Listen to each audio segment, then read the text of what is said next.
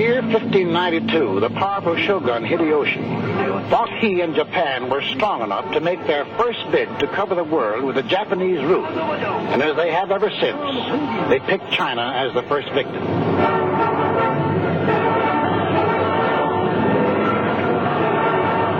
Hideyoshi invaded Korea, but Chinese from other provinces came to the aid of the Koreans. The Japs were stopped, and when Hideyoshi died suddenly, the invasion was called off. But they did a complete job of plunder, taking back with them all the wealth and art they could carry.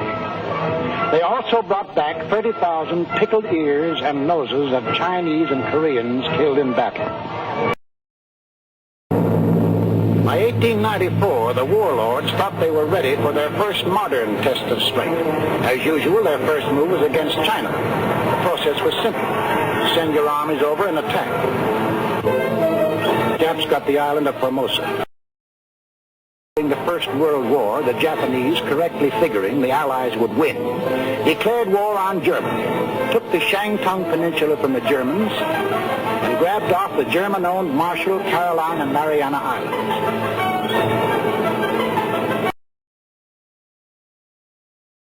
That plan was finally stated in the Tanaka Memorial, a blueprint for world conquest, formulated in 1927 by Baron Gishi Tanaka, the Japanese foreign minister.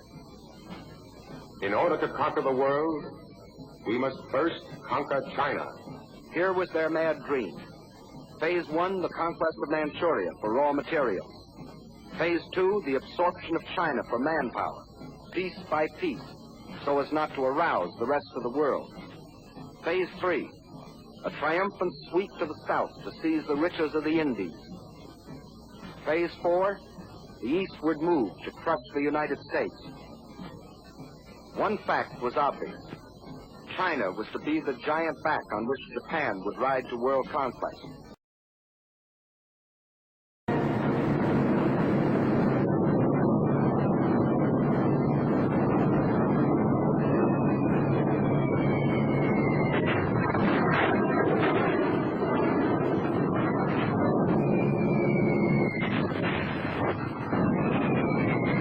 This is the Battle of China. This, the great city of Shanghai on a September day in 1937. This, the fearful beginning of a new kind of war. This, the first mass bombing from the air of the helpless civilian population.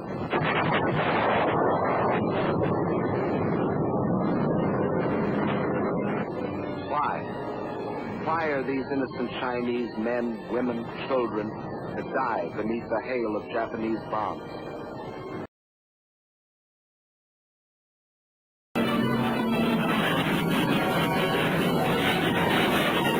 If they couldn't reach the city by land, they would send their bombers to blast it from the face of the earth.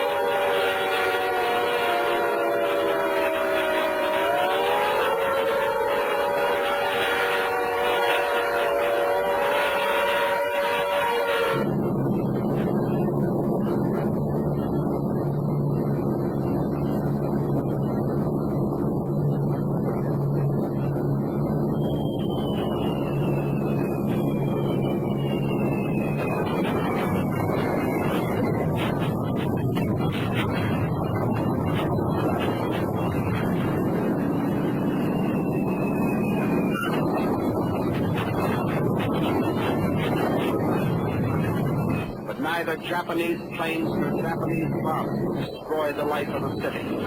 For not only the people, but the factories have gone underground, where the vital machines could operate by day and by night, safe from bombs and shrapnel.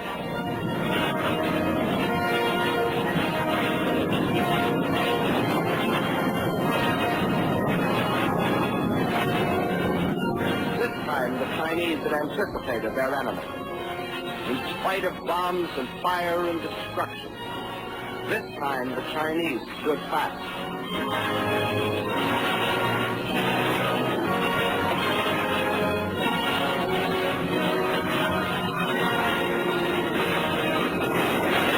Flaming Chongqing became the symbol of their indestructible spirit.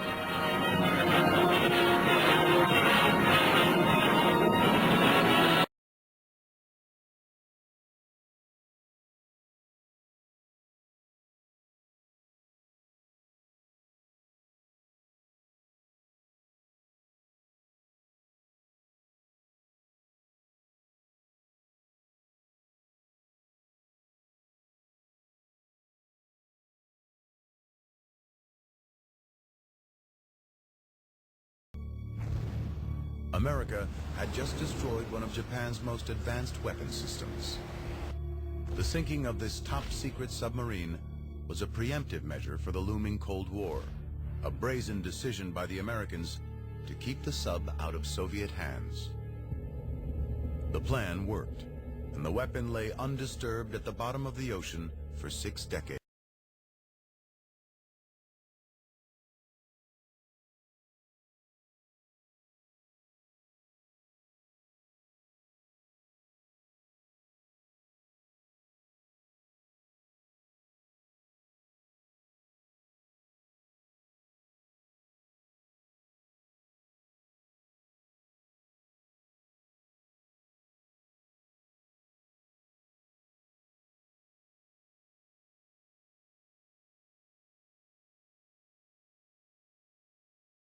Several defective units, however, have come to Earth at various locations.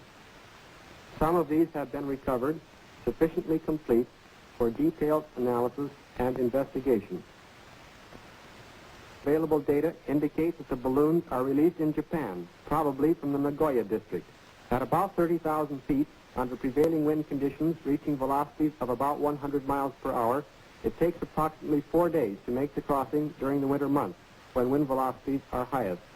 During the rest of the year, velocities drop so greatly that a successful balloon crossing would be rare.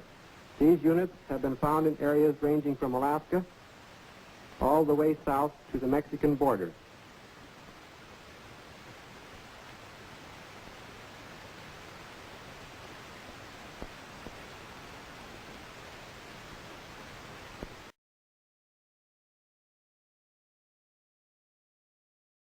The industrialists of Japan knew they could undersell every other nation on earth, and they did.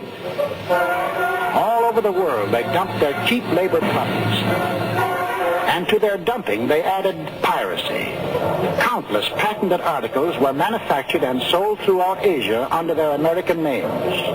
The 2 best-known American spark plugs. Genuine old Scotch whiskey was made in the distilleries of Osaka. Matches made in Kobe were labeled made in Sweden. They undersold silk to the silk-producing Italians. They undersold England's cotton goods in the home of her own cotton industry. They undersold beer to the beer-producing Germans. American toothbrushes, retailing at 35 to 50 cents each, were copied in Japan to retail in American chain stores at 10 cents each. They even undersold us with our own American flag. And with the money accumulated in foreign countries with these cheap labor exports, did they in turn buy automobiles, ice boxes, or food? Did they erect better homes for the jack workers or improve their living conditions? No, indeed. Instead, they imported oil, scrap iron, tin, rubber, aluminum, and secretly built up their powerful war machine. A fanatic nation turning its sweat into weapons for conquest. Sweat for guns. Sweat for planes. Sweat for ships. Sweat for war.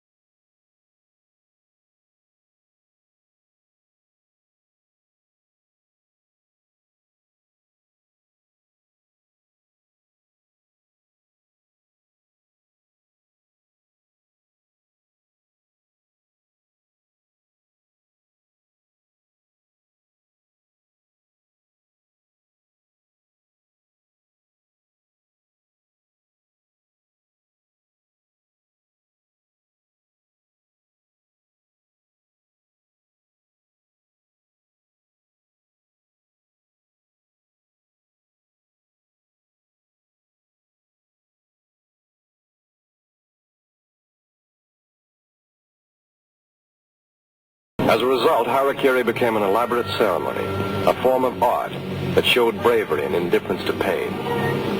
A man's son or his best friend stood by with a big sword to chop his head off in case he lost his nerve.